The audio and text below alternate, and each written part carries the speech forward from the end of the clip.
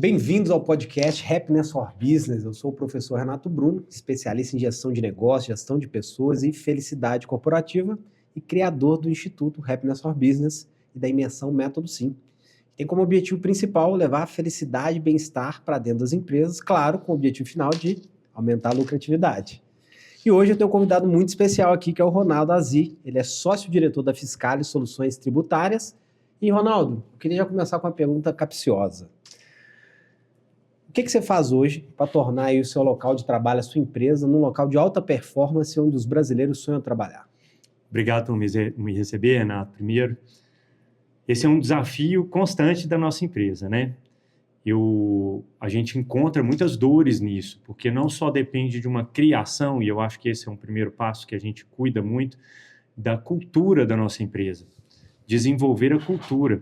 E desenvolver a cultura faz parte de todos os anseios que a gente tem diariamente lá dentro. A gente fala de aumentar faturamento, aumentar o número de clientes, melhorar a qualidade da entrega. Quando eu falo isso e transmito isso para os meus funcionários, eu estou desenvolvendo a cultura deles de cuidar destes processos, de cuidar desse trabalho. Então, a primeira coisa que eu faço para cuidar é isso, saber o que eu estou desejando para o meu negócio e como eu estou manifestando isso para que eles absorvam de forma correta. E, principalmente, cuidar de processos, como os processos dentro da nossa empresa serão conduzidos para a gente alcançar isso, monitorando os passo a passos disso, vendo se eles estão sendo realmente eficientes. A gente tem uma missão da nossa empresa, né, que é levar justiça tributária. Eu quero que todas as pessoas, as empresas, tenham essa compreensão, né, de saber que elas estão sendo justiçadas, de alguma forma, tributariamente. Então, através desta missão, eu conduzo os processos para que os nossos clientes, para que ele tenha uma experiência conosco, chegando até a uma melhor performance do seu próprio negócio através dos resultados do nosso trabalho. Que ótimo. E nós vamos falar muito sobre tributário, né? Não é uma área que eu domino, por isso que eu tenho você aqui comigo, exatamente, porque a gente não precisa dominar tudo como líder, né? Basta a gente ter o telefone de quem sabe, né? Exatamente. Mas antes disso, Ronaldo, eu queria saber um pouquinho da sua história. Como que você introduziu o empreendedorismo na sua vida? Como você chegou a ter um escritório no tamanho que vocês têm, né? As diversas unidades hoje de negócio de franqueados que você tem, mas contar pra gente um pouquinho como foi essa trajetória. Eu acho que os líderes e empreendedores brasileiros, eles precisam ser inspirados, né? Porque ser líder e ser empreendedor é um caminho solitário às vezes. Muito solitário, muito solitário. Eu comecei cedo, porque perdi meus pais cedo. Quando minha mãe foi chamada, eu tinha só 22 anos, né? Não era nem formado. E ali eu me vi na função de tomar conta da minha própria vida, né? De cuidar do meu próprio negócio. Eu lembro que eu estava andando numa motinho que a gente tinha e eu escorreguei, caí, dei uma ralada e meu tio chegou para mim, apontou assim para mim e falou: cuidado, porque agora você está sozinho. Se você cai e machuca, não tem ninguém por você. E eu tomei aquilo para mim em todos os aspectos. Falei assim, realmente, agora eu estou sozinho, eu tenho que vencer sozinho, eu tenho que cuidar de mim sozinho, eu tenho que fazer as coisas sozinho. E ali eu comecei a olhar um mundo diferente. Eu tinha tido já umas experiências de viajar, eu fiz intercâmbio, eu fiz exército. Então, assim, eu tinha tido alguma experiência até aos 22 anos. E dali em diante eu resolvi tomar uma postura mais empreendedora mesmo e a ser mais agressivo frente à vida, e profissionalmente falando. E fui batalhar por esse resultado, muitas vezes sozinho, virando noite. Lembro que eu trabalhei até muito tarde, várias vezes, isso não era um dia específico. E lembro que teve um dia que um cliente meu não me pagou. E era algo que eu contava muito com aquilo, porque eu já tinha feito alguns compromissos com aquele resultado, seja de contratar outras pessoas ou de subcontratar trabalhos para eu dar conta de absorver o trabalho todo que ele me delegava. E isso eu passei um bom aperto. Mas eu não desanimei não, sabe? Eu achava que era uma fase do processo. E eu continuei buscando esses resultados pessoais. Eu imaginava que eu sou advogado de formação, né, e tal, apesar de empreender em diversas áreas, mas eu imaginava que o mundo corporativo do advogado vinha muito da mentalidade paulista, que era onde estava a presidência das maiores corporações do país naquela época. Eu estou falando lá no início dos anos 2000. Então, eu resolvi passar um tempo em São Paulo para catarinar mesmo, bater de porta em porta e tentar abrir novos clientes, novos negócios, pedindo indicação daqui e dali, e conseguir prosperar de novo. No meio desse momento de crescimento, eu identifiquei a oportunidade de fazerem boas alianças. E muitas pessoas que eu tentei apresentar essa oportunidade de aliança não me deram muita confiança porque eu era muito jovem e eles já eram advogados mais experientes. E foi engraçado que uns até aqui de Belo Horizonte mesmo, eu vi alguns deles fechando as portas, sabe? Fechando seus próprios escritórios, quando esse movimento corporativo da advocacia saiu de São Paulo e veio para Belo Horizonte ocupar espaços aqui e em outros estados. Sim. Nessa época eu percebi o quanto que as alianças que eu tinha conseguido construir foram importantes. Nós tomamos a postura de fazer a mão contrária, ir até São Paulo. Então, nós abrimos nossa primeira filial fora de Minas Gerais, indo para São Paulo, ocupando esse espaço e sendo um escritório também paulista. Nosso escritório cresceu muito naquela época, tinha outros sócios e tudo, a gente expandiu muito, tinha uma cultura muito grande, o escritório adquiriu um know-how muito grande na área que a gente escolheu. Quando eu saí de lá, em 2015, porque me surgiu uma oportunidade internacional, eu deixei lá com mais de 1.200 profissionais. E em 2015, senti essa necessidade de experimentar novos horizontes, já com a cabeça muito cheia, com muitos profissionais para cuidar, acho que vai ser um novo mundo, e fui morar nos Estados Unidos, empreender numa trade que eu ajudei a desenvolver, né, de importação e de grãos nos Estados Unidos. O negócio foi, no começo, bem desafiador também, passamos momentos difíceis de pensar em voltar, mas aí eu fiz alguns cursos, aprendi a ter uma mentalidade próspera, mudei alguns comportamentos, tive atitude frente a algumas coisas e pouquíssimo tempo a gente conseguiu virar o jogo. O negócio foi tão bem sucedido nos Estados Unidos que a gente conseguiu abrir muito mercado. Eu recebi diversos feedbacks de empresas brasileiras, como eu sendo uma referência na importação nos Estados Unidos de grãos do Brasil. Dali, a gente resolveu crescer, então, os horizontes para a Europa. E eu abri também um escritório de importação na Alemanha, onde a gente também desenvolveu muito bem. Vivia entre Brasil, Europa, Alemanha. Brasil, Europa, Alemanha. Estados Unidos e Alemanha, perdão. Brasil, Estados Unidos e Alemanha. Minha filha nasceu nos Estados Unidos e lá é muito difícil ter babá, ajuda, etc. Minha esposa, eu sozinha, a gente resolveu voltar para o Brasil e já era, logo em seguida veio a pandemia e isso começou a dificultar muito esse movimento meu entre vários em condução. Eu tinha deixado alguns líderes estratégicos em cada um desses lugares, mas o negócio também demandava muito da minha atenção e veio a era das videoconferências e tudo, a gente conseguiu fazer uma gestão disso à distância tão bem que eu reencontrei um sócio antigo meu desse escritório de jurídico que a gente tinha e ele estava com uma boutique, um escritório menor, e me convidou para fazer parte desse escritório, a Fiscalis Soluções Tributárias, e eu entrei nesse projeto com ele para a gente poder fazer crescer também e virar um negócio diferente. Hoje, depois de muito estudo, muita dedicação, isso foi em 2020, hoje a Fiscalis Soluções Tributárias é um escritório que já é uma franqueadora da sua própria marca, tem representação aí em praticamente todos os estados do Brasil, franquias também espalhadas por diversos estados. A gente tem um negócio muito próspero, em crescente subida. Já temos mais de 30 colaboradores internos e muito mais de 100, 120 mais ou menos, ao longo de parceiros e parceiros franqueados, né, por todo o Brasil. Essa hoje é a nossa trajetória. Sensacional. Trajetória inspiradora, viu? Parabéns, porque Obrigado.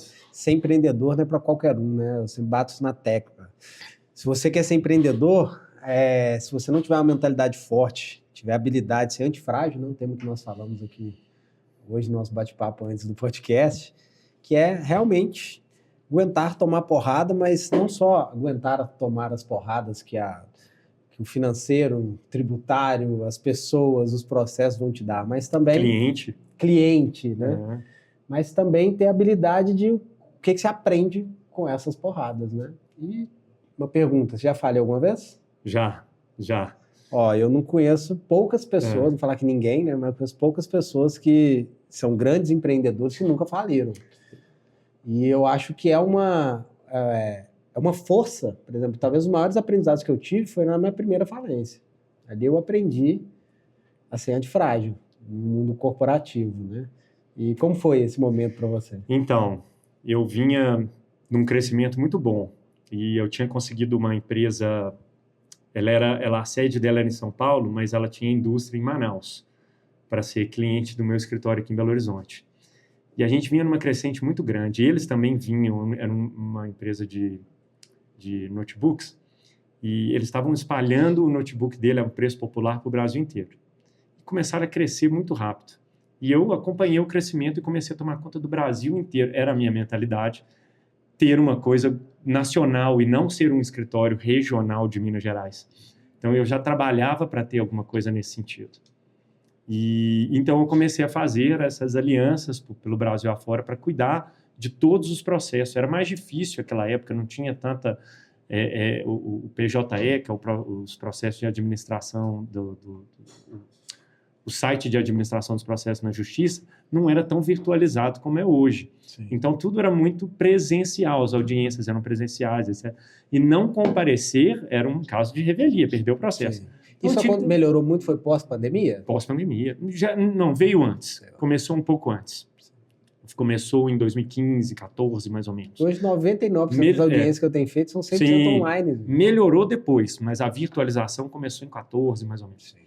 E aí, eu tinha espalhado isso tudo, fazia muitos trabalhos, ficava até 10, 11 horas da noite no escritório escrevendo respostas ou contestações para as audiências do dia seguinte. Eram 10, 12 audiências por dia que eu coordenava de Belo Horizonte em todo o Brasil.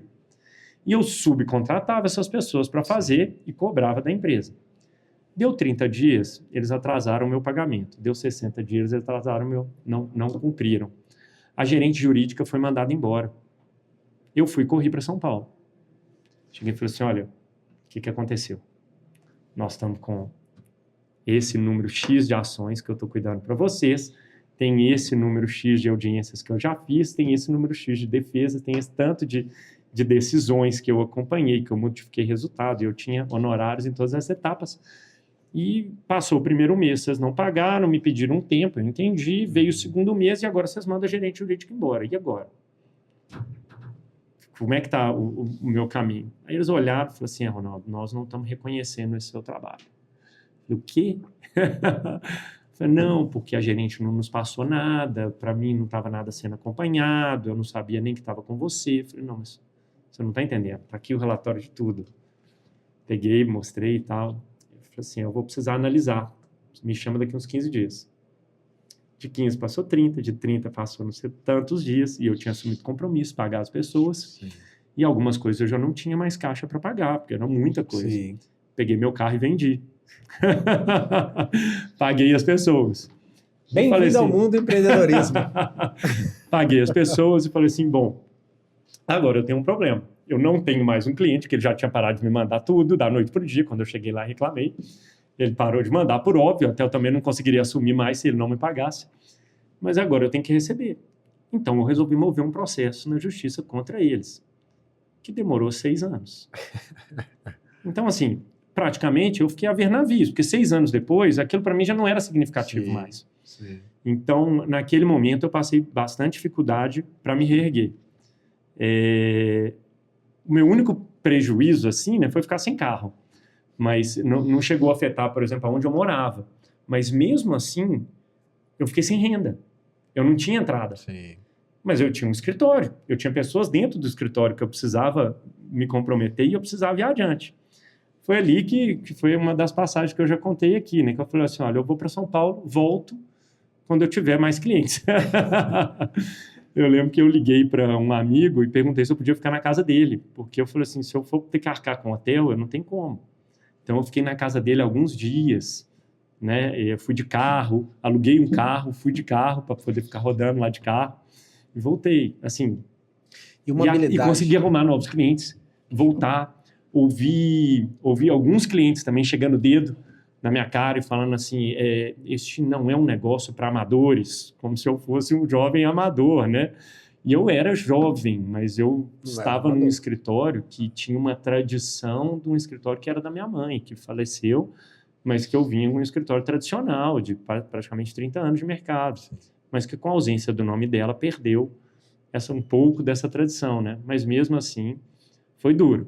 E aí vem o antifrágil, né?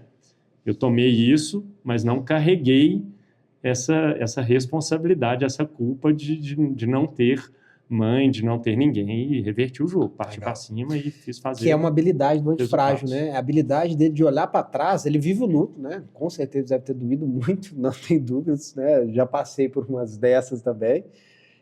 Mas a habilidade do antifrágil, ele tem essa capacidade de, depois que ele vive o luto ali, né? Ou da perda financeira, ou profissional, ou pessoal, pode ser um relacionamento, né? Ele olha para trás e fala assim, o que eu aprendi com isso?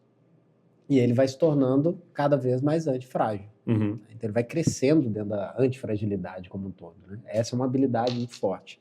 Outra habilidade forte que eu vejo em todo empreendedor, pessoal, é a questão das vendas. Né? Assim, o que você foi fazer? Você entendeu que uma empresa ela vive de cliente, ela vive de venda, né? E muitas das vezes eu pego alguns empreendedores, né, que ele acha que o papel dele é só administrar processos, administrar o pós-venda, né? Só que o que faz você ter um pós-venda é a venda, né? E é muito legal ver essa habilidade que você saiu e falou, cara, eu preciso arrumar clientes, né? Nunca fui de sentar atrás da mesa, Renato. Nunca. Sempre que precisou sair, fui bater de porta em porta. Legal. E para cada porta que eu batia, eu tinha até a roupa que eu ia usar. Quando eu vendia grão lá nos Estados Unidos, eu tinha minha roupa xadrez e minha botina para usar. Hoje eu vendo trabalhos no direito tributário, né? Estou eu aqui de terno. Então, assim, para onde eu estou, eu tenho até a roupa para isso. Então, e é um trabalho duro, por quê? Porque é a habilidade também de receber não, né? Que eu acho que é o problema dos maus vendedores. Eu né? adoro um não na negociação. O não na negociação, ele é por algum motivo. Eu tenho não pelo preço, eu tenho não pela forma de pagamento, eu tenho não para qualidade, eu tenho não por mim, por qualquer outra coisa, mas o não é algo que eu consigo superar, eu consigo vencer. Quando eu não tenho resposta é mais difícil, quando a pessoa simplesmente te deixa no limbo, é difícil. Por isso que eu acho que a gente tem que olhar no olho e negociar no olho. É no olho que a gente consegue ter nãos e vencer obstáculos. O não é sinal que a pessoa entrou no seu jogo e ali sim você tem um obstáculo para vencer. Perfeito, perfeito. Falando do tributário, então, né, como um todo, que é uma dor que eu vejo também no empreendedor. Eu, por exemplo, entendo muito pouco, né, da área tributária. E cerca de 98% dos empresários, né, não conhecem seus tributos e costumam pagar aí somente as guias que os contadores mandam, né, e enviam mensalmente. Como mudar isso? Porque é uma área ainda muito complexa no Brasil, né? Tá havendo uma reforma tributária aí também, nem sei se vai ser bom ou se é ruim, eu gostaria que você falasse um pouco sobre isso. Eu sou daqueles que defende que direito tinha que ser ensinado na escola. Você tinha que compreender seus direitos até quando você pega um ônibus, que direito que você tem? Você é consumidor daquele serviço. E o direito tributário é outro que a pessoa tinha que aprender desde a época do colégio. É muito ruim saber que hoje nós temos um percentual de pessoas que são meros pagadores de impostos. O empresário recebe uma guia do contador e ele não sabe de onde veio, para onde vai, e ele simplesmente apaga. Ele não conhece a origem daquilo e não consegue atuar sobre aquilo. Então, ter um olhar, e eu uso muito essa expressão, ter um olhar crítico tributário para o seu negócio, não é ser um tributarista, mas é compreender que você não tem a capacidade, talvez, disso, mas que você pode delegar a alguém, ou você pode ser um pouco curioso que seja, para compreender qual que é a origem daquilo, se há processos internos que você pode fazer para melhorar aquela carga tributária. É engraçado que, recentemente, eu fui visitar um empresário, e poucas vezes a gente tem a oportunidade de conhecer pessoas que faturam 2,9 bilhão por ano. E eu sentei diante de um empresário desse. E quando eu fui conversar com ele sobre a minha atuação, ele virou e falou assim para mim, Ronaldo, eu tenho mais ou menos umas 6 consultorias iguais às suas que já prestam serviço para mim. Interessante. E aí a gente começou a falar de algumas questões tributárias. Ele conhecia de tributário tanto quanto eu. É claro, uma pessoa nesse padrão, ele tem que entender de tributário muito, porque ele está um nível acima. Sim. E a margem dele, de 1%, 2% que ele ganha, se ele não tiver uma gestão tributária extremamente assertiva, ele come margem. Sim. Então, assim, foi muito impactante ver isso. Como que uma pessoa nesse porte tem conhecimento tributário? E se você que não tem hoje, né, uma margem, uma empresa deste porte, por que você não está tomando conta? Se ele que tem uma empresa desse tamanho não delegou, ele mesmo sabe aonde agir. Ele mesmo corrigiu processos dentro da empresa dele, de logísticos, de negócios, de tramitação de produto, para melhorar, porque ele aprendeu um pouco. Claro que ele não pegou lá e fez com as próprias mãos, subcontratou para fazer, Sim. mas ele entendeu como é que faz. Ele sabia que dentro do processo dele tinha coisa para otimizar. Se você não sabe, você deve sim buscar uma consultoria para que melhore essas práticas dentro do seu negócio. Faz parte de você olhar para o seu negócio e melhorar suas margens. Você pode tornar seu preço mais competitivo. Sabe por que ele me contou que chegou a 2,9 milhões? Exatamente por isso. Porque ele soube agir em questões tributárias. Me contou que abriu filiais em locais estratégicos para diminuir carga tributária. Trabalhou logisticamente questões de estoque. Observou regimes de especiais de tributação. E aí ele conseguiu se tornar mais competitivo no mercado, sendo uma empresa que fazia produtos, inclusive, mais baratos do mercado. E com isso ele explodiu de venda. Show.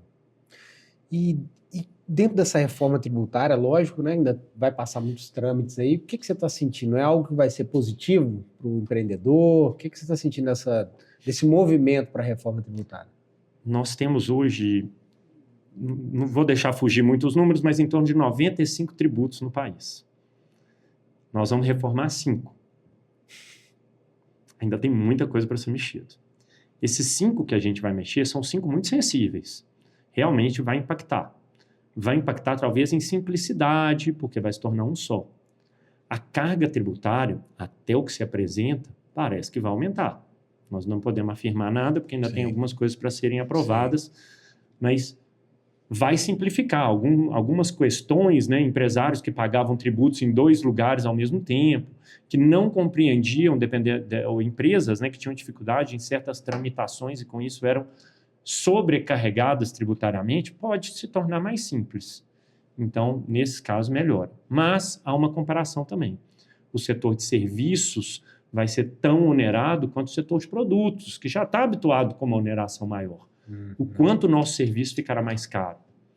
Então, assim, né, a tomada de serviços ficará mais caro, né? Então, acho que isso são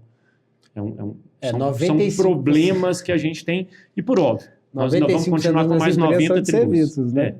Ainda tem mais essa. Hoje, você tem mais negócios voltados também? Ou hoje você está mais focado na Fiscali? Ou você tem outros projetos aí? Eu ainda continuo com uma atuação no board das empresas dos Estados Unidos e da Europa, onde a gente cuida dessa exportação e importação de grãos e desenvolvimento de novos negócios. A Fiscali é hoje onde me demanda mais tempo. E por óbvio, eu admiro você pelos seus diversos negócios que você consegue coordenar ao mesmo tempo. Hoje, tempo é uma dificuldade muito grande para o empresário.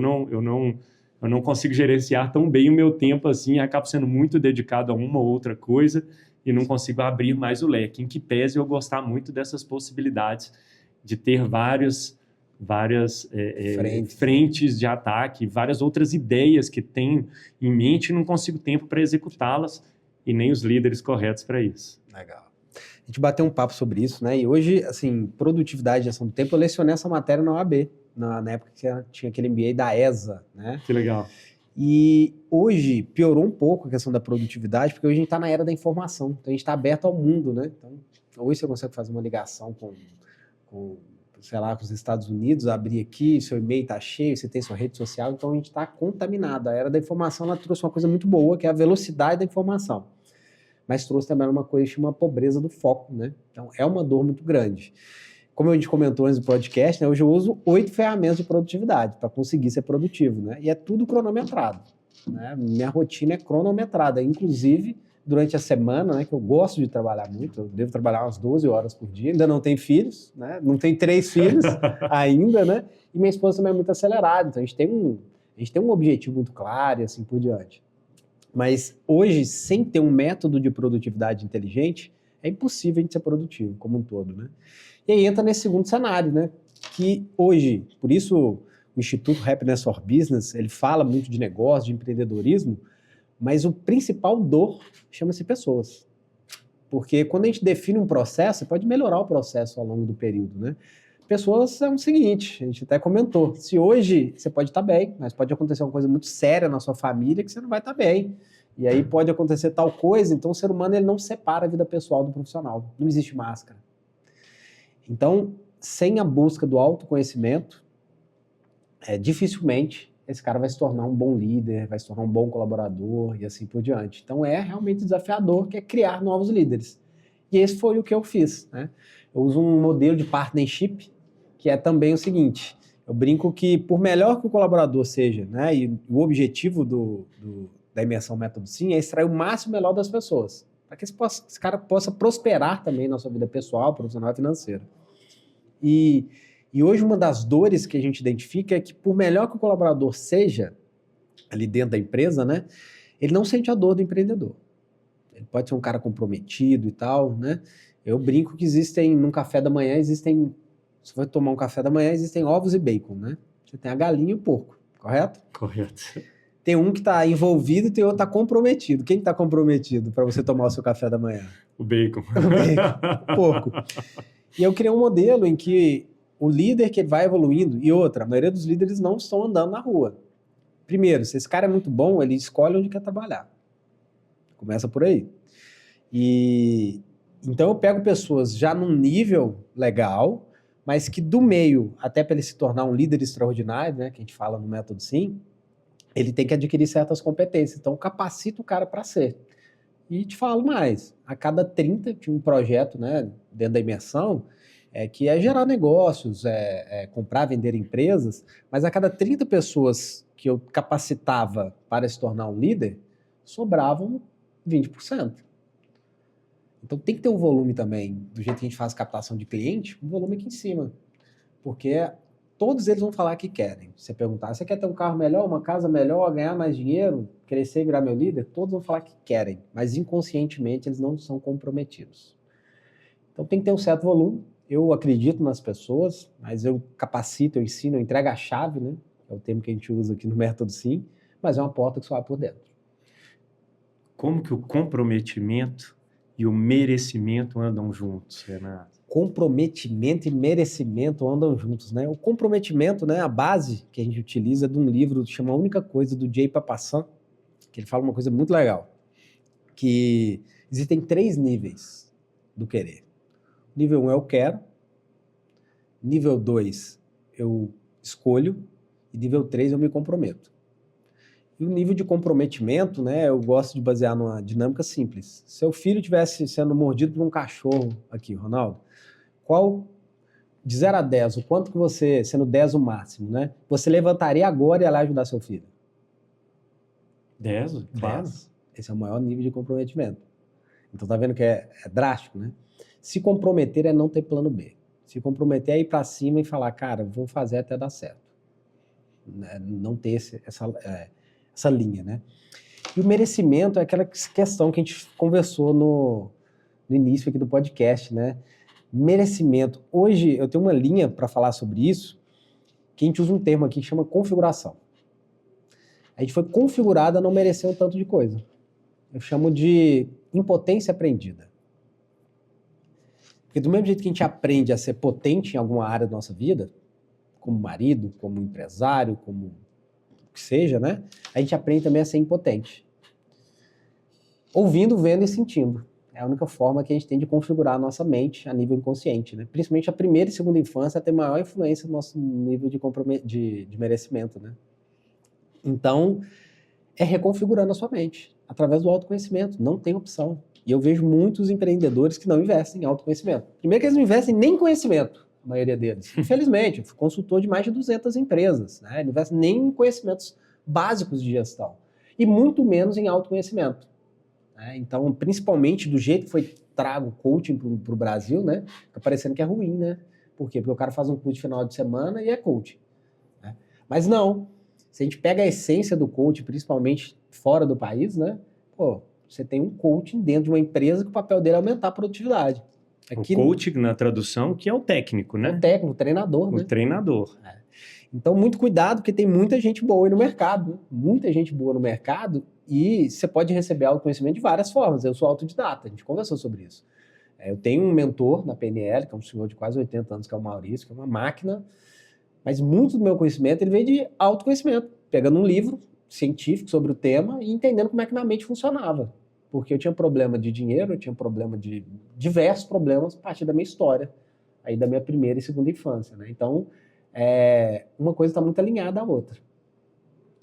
Sem autoconhecimento, sem ganho. Isso é fato. Eu vejo muito, e eu também tenho lá as minhas mentorias lá com os nossos parceiros franqueados da Fiscale, e até com o meu time interno. Eu comecei recentemente a mentorá-los também, né? Ajudá-los no desenvolvimento deles, na inteligência emocional deles do dia a dia. E uma das coisas que eu percebo muito, Renato, é a falta de permissão. A gente tem... Eu tenho para mim que existem 3 pilares do sucesso da pessoa. Na verdade, há várias formas de perceber isso, mas 3 pilares são importantes. Um deles é a capacidade. Capacidade é aquilo que te leva ao conhecimento sobre aquilo que você faz e age sobre ele, né? E sobre ele você está preparado para fazê-lo. No caso do cão aqui, né? Do cachorro mordendo o filho. Você está ali, você tem capacidade para ir lá e separar e resolver e tudo, né? E tirar. Ou mais do que isso, eu gosto muito do sistema do carro. Você está dirigindo um carro, você tirou carteira, você tem capacidade de dirigir. Você tem disposição para se locomover de um local até o outro. Então, você vai sair daqui, eu vim de carro, vou de carro, né? Agora, e a permissibilidade? A permissibilidade, ela tem a ver com se você poder ou não dirigir esse carro. Ah, mas será que eu posso dirigir um carro? Eu não tenho que andar de ônibus? Né? O problema é que você é inconsciente, né? Não é racional. Ah, mas eu não posso ter um carro bom, eu tenho que ter um carro ruim. Eu tenho que... Por que a pessoa carrega esse trauma? Aonde que está a responsabilidade dele? Aonde ele pode atuar mentalmente para mudar e se ressignificar? Muitas vezes os traumas vêm da infância. Lá atrás alguém falou que ter dinheiro era errado, que sou pobre, mas sou honesto. Isso já significava que ser rico era desonesto. Então ele não pode ter um carro bom. Ele tem que ter um carro de pobre. Ou porque ele bateu o carro um dia. Esse é um bom exemplo. Não, e outra coisa, você como empresário, quebrou um dia enquanto empresário. Você estava lá desenvolvendo, né, com capacidade para dirimir sobre aquilo, com desenvoltura para aquilo, com decisões sobre aquilo, mas um dia você quebrou. O que você vai fazer sobre isso? Você vai falar assim, nunca mais vou me empreender, não posso ser uma pessoa bem-sucedida porque eu quebrei? Ou você vai sobre aquilo virar e falar assim, agora eu já aprendi como é que faz errado e vou tentar fazer o certo? Você tem permissão para isso? Como é que está a sua mente? Como é que sua mente se ressignifica aquilo que aconteceu? Você precisa, aconteceu um problema, você foi responsável por aquilo, você aprendeu sobre aquilo, você buscou conhecimento sobre aquilo, você precisou indenizar a pessoa, você indenizou porque você causou um prejuízo, mas você foi à frente e não tomou aquilo como sendo de você. Você não é um quebrado. Você passou por um momento, aprendeu sobre ele, agiu e hoje você vai se tornar uma pessoa próspera. Porque prosperidade, força, magreza, inteligência é divino. Você merece ser pleno. Você precisa agir com a plenitude de Deus para resolver suas coisas. E eu vejo essas configurações, né? A gente se bate muito, né? Pelos seus estudos de merecimento, eu chamo de configuração aqui, mas a gente está falando da mesma coisa, né? E para dinheiro, quanto que a gente é configurado a achar que ser pobre é lindo. Pergunto para amigos meus, são ricos, falam, cara, você tá rico, né? Ele arruma desculpa. Não, que isso? Não, não, quem dera, se Deus quiser e tal, né? Ninguém agradece, né? Fala assim, obrigado. Obrigado. Eu falo assim, graças a Deus né? Quero ser multimilionário, né? Mas... Quero ficar mais, mas muito obrigado. E o tanto que na nossa cultura de terceiro mundo, né? Isso é tão arraigado. Eu vejo bons empresários, assim, né? Bons líderes, às vezes, com esse medo do dinheiro mesmo. Eles não se sentem merecedores naquilo que tem, né? E aí se sabotam. E aí eu falo muito, poxa, gente, se constrói um hospital, uma igreja, uma faculdade no Taquaril, com propósito, né? Mas sem dinheiro Você não constrói nem a igreja, nem o hospital, nem nada do tipo, né? E por isso, quando a gente fala sobre felicidade corporativa, nós estamos falando a gente usa um termo aqui, Ronaldo, que é muito legal, que é a margem de lucro da felicidade. Que é, uma empresa só quer implantar um projeto de felicidade corporativa, treinar seu líder ou capacitar para isso, para aumentar seu lucro. Porque uma empresa uma empresa vive de lucro. E aí muitos falam assim, não, mas na ONG também, né, e tal, lá não precisa dar lucro. Não precisa dar resultado. Porque o lucro é revertido na faculdade. Quanto mais resultado ela der, mais alunos eu consigo ter na faculdade, né? E hoje, dentro dos seus colaboradores, você sente essa configuração, essa falta de merecimento com o dinheiro? Sem dúvida. Todos os dias. É o que eu te disse, a gente faz alguns treinamentos para tentar destravar eles desses bloqueios mentais, dessas relações que eles têm, seja com o dinheiro e muitas vezes até familiares, né? A vida é equilibrada em diversos pilares. Se a pessoa não está bem com a família, não está bem com o pai, não está bem com a mãe, não está bem com os irmãos, com a esposa, com os filhos, com a própria relação dela de conhecimento intelectual sobre a profissão que ela exerce, sobre a fé com a qual ela se dispõe a praticar os atos de servir, igual você muito bem desenvolve, tudo isso fazem parte de uma roda de pilares da vida da pessoa que ela deve estar muito bem desenvolvida em todos eles para ela conseguir prosperar. A ausência de um deles, um relacionamento mal resolvido com o pai, com a mãe, com o irmão, com a esposa, com o filho, atrapalha no resultado financeiro, sim. E a gente precisa resolver tudo isso e carregar em harmonia tudo para a gente ser próspero em tudo. Legal. Compartilho muito disso, né? Eu falo que não existe máscara e se a pessoa está mal na vida pessoal, ela não vai performar no profissional e vice-versa, e muito menos ganha o dinheiro, que a gente está falando aqui, né? E na linha que a gente segue, Ronaldo, a gente segue uma linha do Martin Seligman, que é o pai da psicologia positiva, né? Que é a linha da ciência da felicidade. É o MBA que eu leciono na PUC Minas, que é Ciência da Felicidade e Bem-Estar no Trabalho. E lá ele fala de 5 pilares, que é propósito, emoções positivas, engajamento, relacionamentos de qualidade e realização pessoal, profissional e financeira. E eu acredito hoje que ser feliz é uma das coisas mais dá trabalho. Porque o tempo inteiro a gente tem que estar revisitando esses pilares que a gente está falando aqui, né? Revisitar esses pilares, família, relacionamentos e tal. Por quê? Porque não é um ponto de chegada. É uma jornada, né? Pode ser que hoje seja tudo bem, amanhã acontece alguma coisa e assim por diante. Se o cara emocionalmente, se não tiver com a mentalidade forte para superar desafios, ele não vai produzir dentro de uma empresa. E essa é uma das dores que eu sinto também. E eu acho muito legal você trazer essa perspectiva. Eu ia falar de uma ferramenta prática que vocês utilizam aí para levar para a empresa, né? E eu acho que essa talvez seja uma das ferramentas principais, que é capacitar os líderes e a turma a estar com a mentalidade forte, entendendo que trabalho é um dos pilares, né? Eu acho que, primeiro, a gente tem que acordar igual um leão todos os dias, né? Uma vibração de emoção, de energia. Eu lembro que logo quando eu casei, a minha esposa até assustava muito com isso, porque eu sempre acordei muito feliz, alegre, animado, assoviando, cantando, e ela era mais depressiva nas primeiras horas do dia e não entendia o porquê que eu estava tão feliz de acordar às 6 horas da manhã. E eu sempre fui muito... Então, assim, quem não tem esse mesmo prazer em que eu tenho, tem que se treinar para isso. Porque você se treina para isso. Né? Quando você coloca o seu psicológico para ser feliz, você é. E você age como uma pessoa feliz. Eu tenho uma história muito engraçada, que é até uma história familiar. Uma pessoa né, da minha família, ele queria ser fazendeiro. E claro que ele não tinha condições de comprar uma fazenda. Mas assim que ele teve uma primeira condição, ele comprou uma bota. Depois ele comprou um chapéu. Depois ele comprou uma caminhonete. E até que enfim veio a fazenda. Então, hoje eu faço a mão ao contrário para os meus liderados. Você quer ser um executivo? Então, primeiro você tem que se tornar um. Compre um terno, um sapato, um bom cinto e passe a andar como um executivo. Converse assuntos de executivo. O que o executivo está conversando hoje? Busca saber. Legal. Se porte como um executivo e você será um. Sensacional, a dica de ouro. Vou perguntar mais uma dica de ouro, mas essa já foi a dica de ouro.